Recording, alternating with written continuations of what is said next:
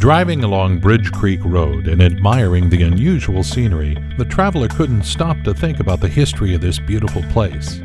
Let me tell you a little bit about things that happened in this part of the earth. A couple of centuries ago, native tribes such as Yakima, Nimiipuu, Umatilla, and others who spoke Sahaptin dialect lived in this part of Oregon. They inhabited the lands along the Columbia River and the northwestern coast of the Pacific Ocean. For thousands of years, they lived in harmony with nature, enjoying its generous gifts. They hunted deer, fished for salmon, gathered blueberries and herbs. But this rich land was interesting for other people, and in the beginning of the 19th century, expeditions in search of gold and furs began arriving. Very soon, the Pacific Fur Company was established and successfully operated in the region.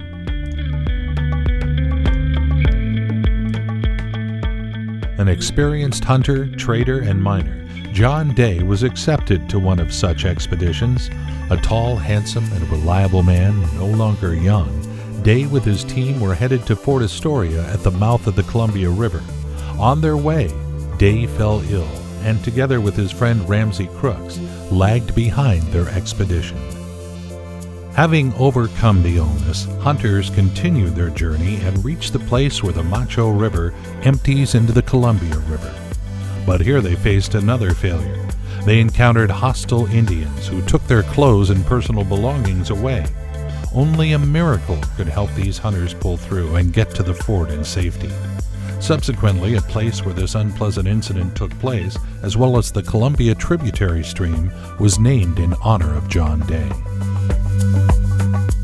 But like all rivers, regardless of their name, John Day River carried its water and changed the landscape. Washing the soil out, exposing it to erosion, the river revealed the lower layers of the earth, which kept lots of fossils and millions of years old history, causing the earth to open all of its secrets.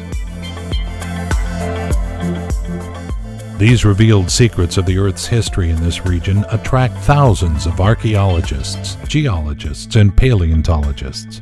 The John Day Fossil Beds National Monument is visited daily by nature lovers, adventurers, photographers, and artists.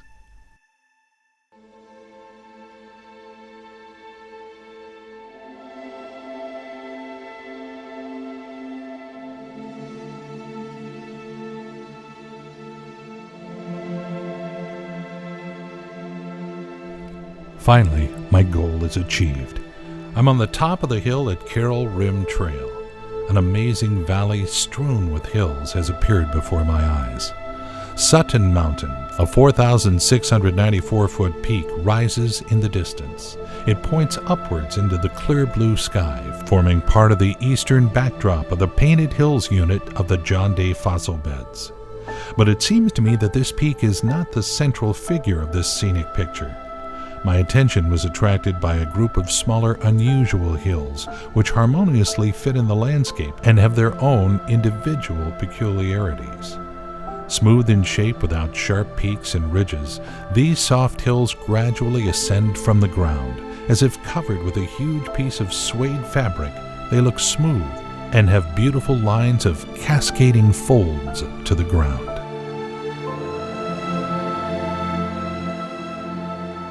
The shapes of these hills are not so amazing as their attractive color. Their horizontal lines are painted as if with a talented artist's brush and have the perfect combination of red and green colors. At various times of the day, as well as at different times of the year, they tend to change its color. It is this colorful palette and its surrounding nature that tells interesting facts about the history of our planet. Here's an interesting one. Around 100 million years ago, this part of the continent was the bottom of the Pacific Ocean, and the coastline was at the level of nowadays Idaho State. With the advent of the Cenozoic era, 66 million years ago, under the influence of tectonic forces, this part of the land began to rise, and the shoreline moved to the west. At the times of the Eocene period, 44 million years ago, numerous lava and mud flows generously covered the land, burying forever the plants and animals met on their way. Tropical and subtropical fruits, Roots, branches of the trees, seeds were canned and turned into fossils. Archaeologists still find fossilized palm leaves here, along with avocado trees and other subtropical plants which are 50 million years old. At that time, the climate in this region was warmer and more humid than in the 21st century.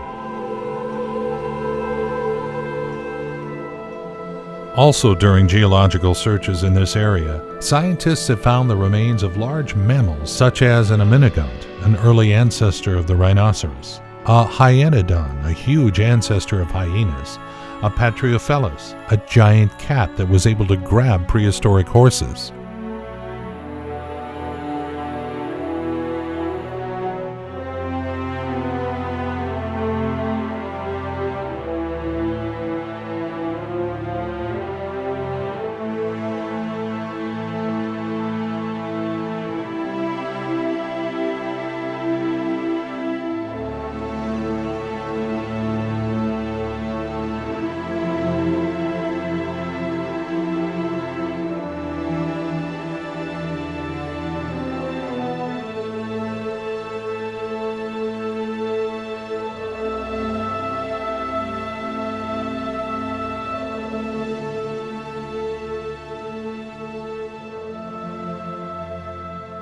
One epoch was replaced by another. New forest grew in the place of lava flows and was also destroyed by volcanoes such as Mount Hood.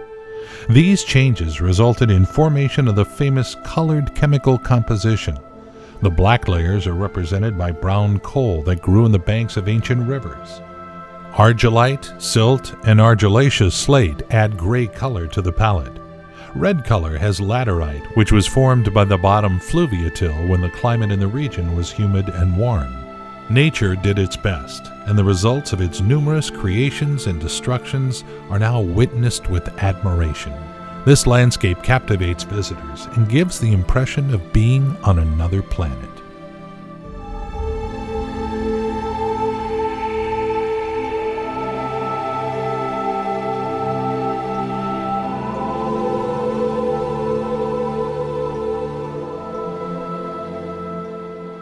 I invite you to follow me along the Leaf Fossil Trail.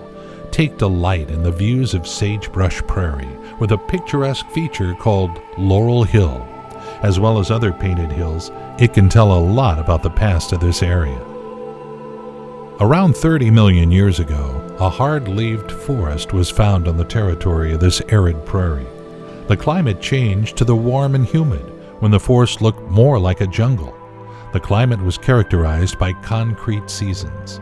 The forest was surrounded by beautiful lakes and marshes and consisted of the ancestors of present elms and alders, beech and birches, maples and oaks. Every year the forest dropped from the crowns of the trees tons of foliage. This foliage was discovered forever covered with volcanic ash in the lower layers of Laurel Hill. The leaves that were found during research in this area showed that such species as a metasequoia grew here. It should be noted that this tree was considered to be vanished, but in the early 20th century, its living specimens, though at risk of extinction, were found in China.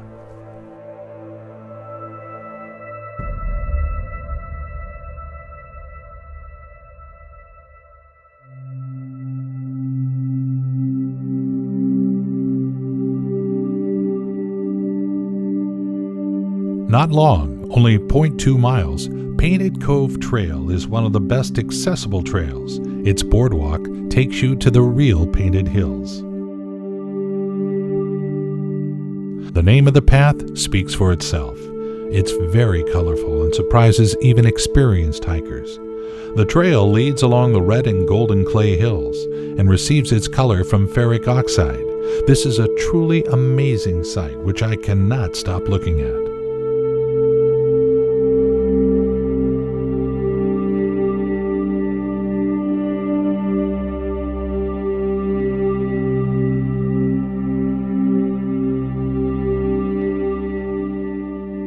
The best time for enjoying the hills is sunset, when the day with its unbearable heat is fading and slanting sun rays add an additional volume to the hills, making their color more vivid and deep. Let me share an interesting fact concerning the clay.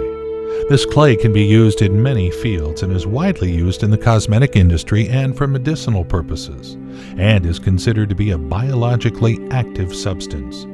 Adding it to the feed and to fertilizers increases yield and productivity. Clay is also used in winemaking and other fields.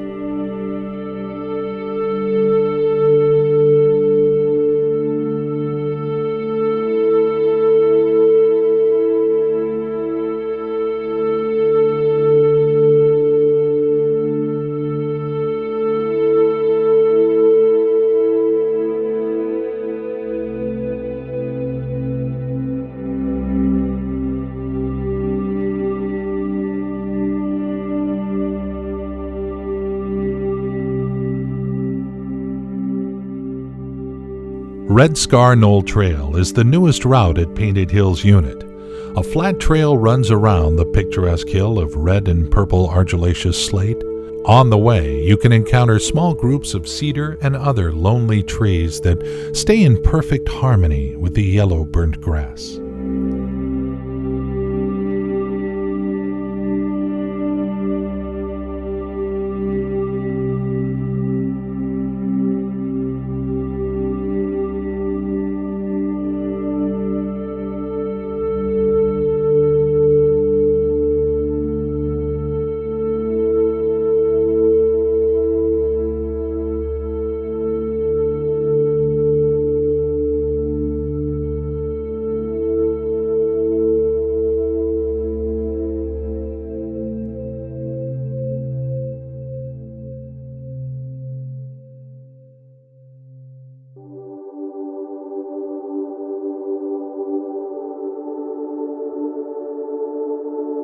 The time flew by quickly, and I'm back to the famous Painted Hills. I decided to look at them from a different angle and in the evening. Painted Hills Overlook Trail is the perfect location and is situated opposite the CARROLL Rim Trail. In the evening coolness, the hills look quite different. The condensed moisture is absorbed by clay hills, saturating the colors.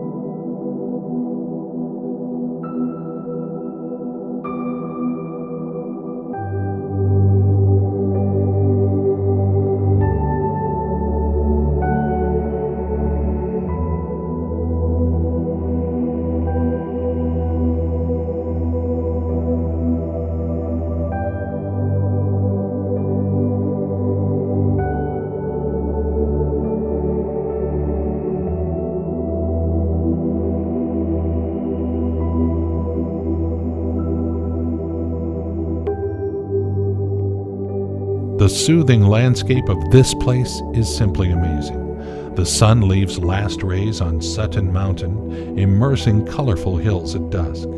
Another day is added to a multi-million-year history, and now only stars silently admire the unusual colorful hills of Oregon State.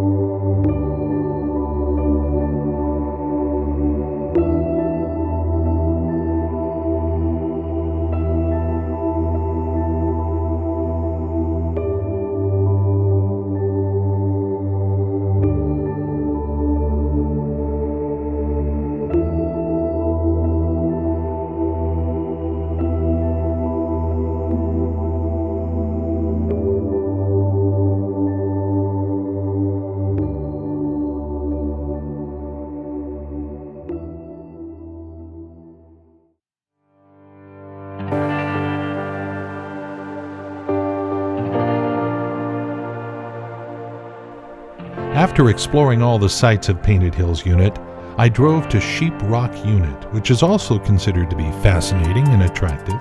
There are 5 trails that expect me, each one with its peculiarities, all of them located in the John Day River Valley.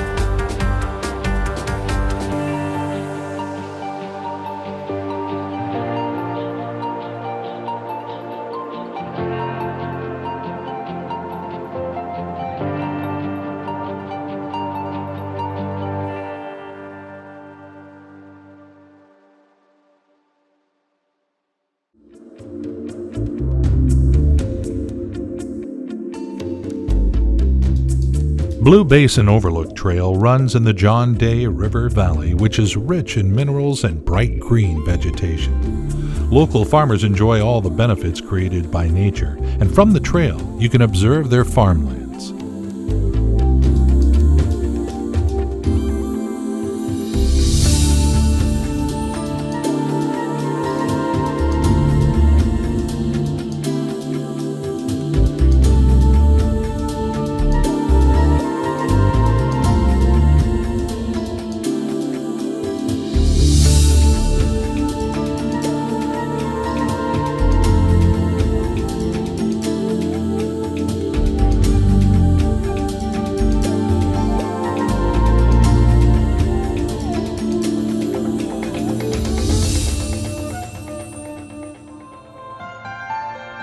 This wonderful 3.4-mile loop trail opens views of the mountains with gorgeous bluish tint. These hills created from petrified volcanic ash. Special minerals found in the soil in quantity add this magical bluish tint. The trail is quite dusty and may be impassable during rain. Precipitation created a special and distinct look of these hills, and they resemble sand castles created by a playful child's hand. They stand naked without vegetation, as their mineral composition is unfavorable for grass and trees.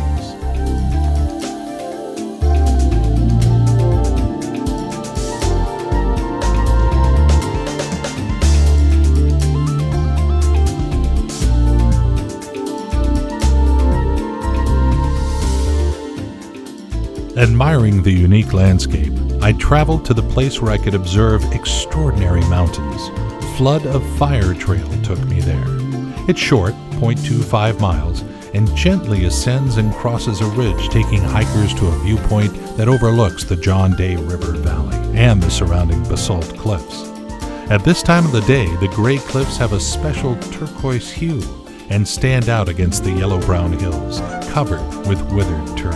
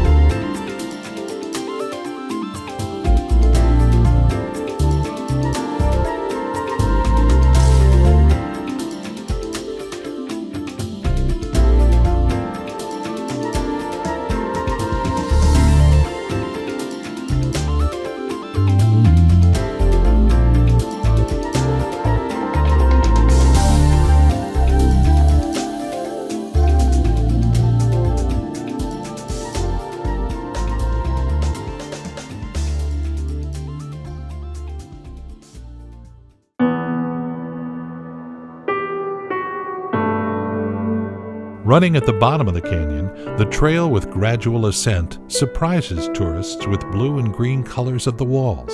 This 1.3-mile trail opens old historic fossils of prehistoric animals and plants. The volcanic ash that was turned into stone can tell a lot about the history of the state and the entire continent.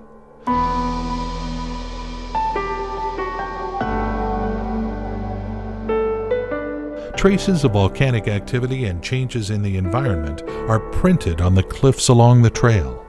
Fossils found here are very rare and valuable for science, so they are protected by law and must not be destroyed. Please be very attentive and stay on the trails. These special paths are devoted for exploration by tourists, so avoid leaving the trail. Do not damage fossils that rest on the ground and haven't been discovered yet. According to the fossils that have been found, there were over 100 species of mammals, including dogs and cats, saber-toothed tigers, oreodonts, ancestors of sheep, horses, and camels. The remains of turtles, possums, and large pigs have also been found.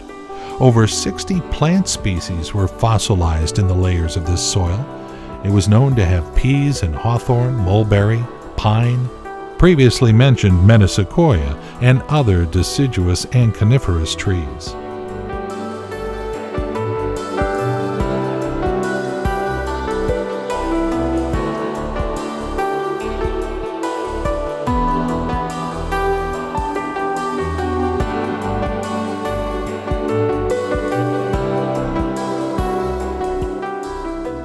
Today, the flora of the park is diverse thanks to 80 soil types, which are scattered among the hills and are mixtures of minerals of different consistencies.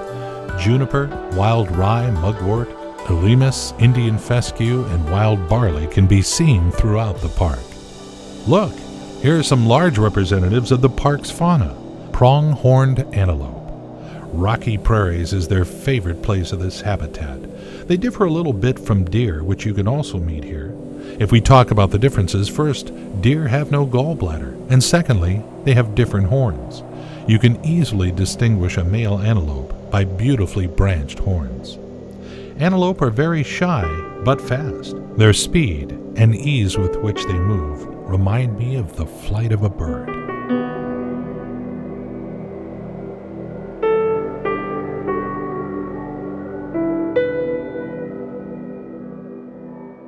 The main predators which antelopes need to avoid are coyotes and cougars.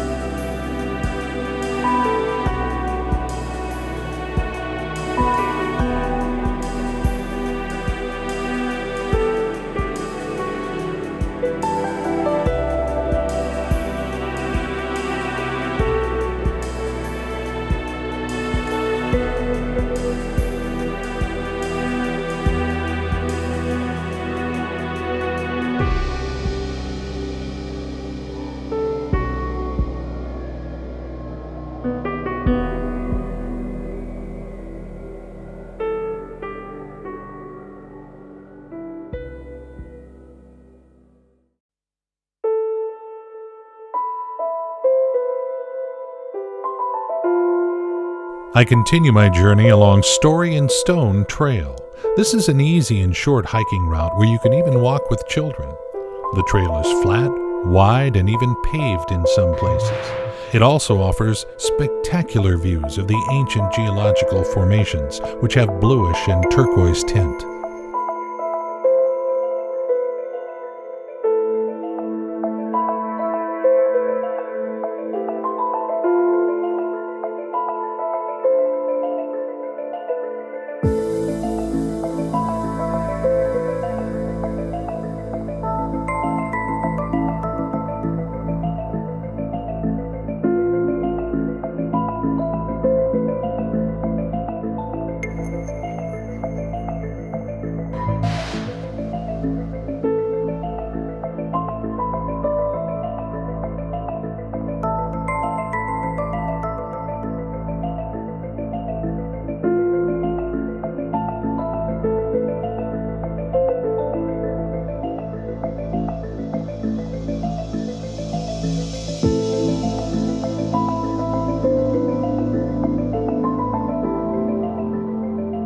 Going down to the John Day River, I found myself in a green oasis surrounded by high hills.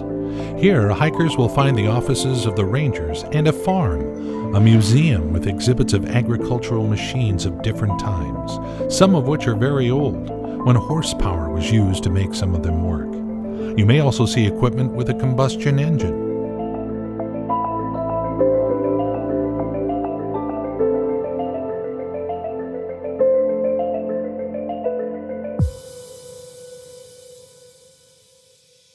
Walking through these abandoned instruments of hard work on the background of the majestic landscape, I thought about the multi-million-year history of these hills, which I compare with the life of the old rusty machinery. The life of the cars seemed long to me, but not in comparison with the life of fossils and the colorful hills that surround me. This life is a drop in the ocean of history. How quickly time flies. And human life is even shorter than the life of the machinery. It's too short.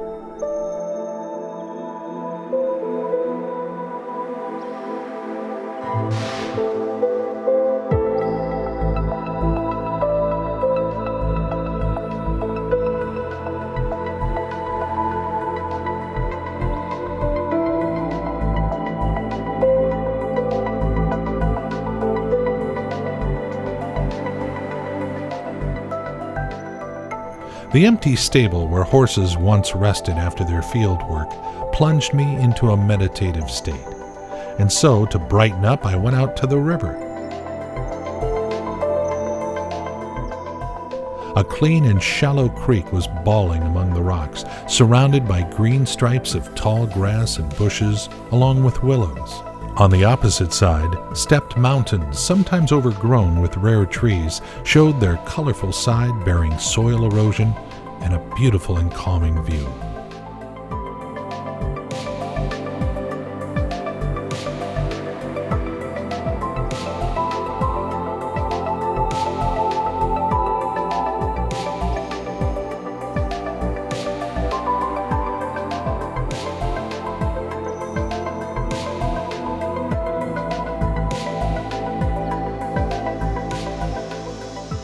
Looking at this creek, it's easy to imagine the story of John Day, his skirmish with the Indians, and the fact that the scenery hasn't changed a lot since those days.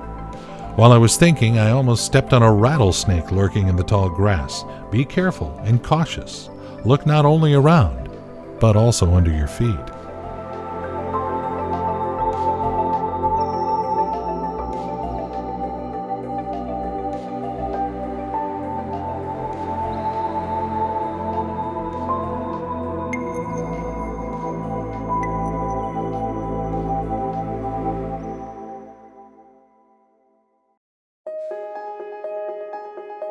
The third and not large unit of John Day Fossil Beds National Monument is called Clarno Unit, and it's the farthest located from the nearest town.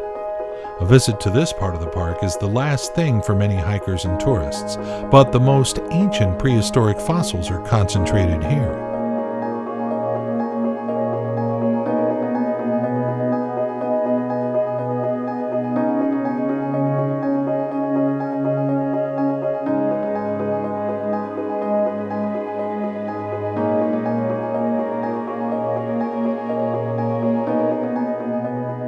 Vertical high cliffs raise on a hill as if the walls of a fairy castle. These are called palisades, and they represent basalt columns that were created from volcanic lava millions of years ago. They were subjected to erosion, thereby acquiring a majestic and somewhat frightening look. Fossilized remains of animals, trees, and plants from the time when this had been called a wet tropical jungle were found among these rocks.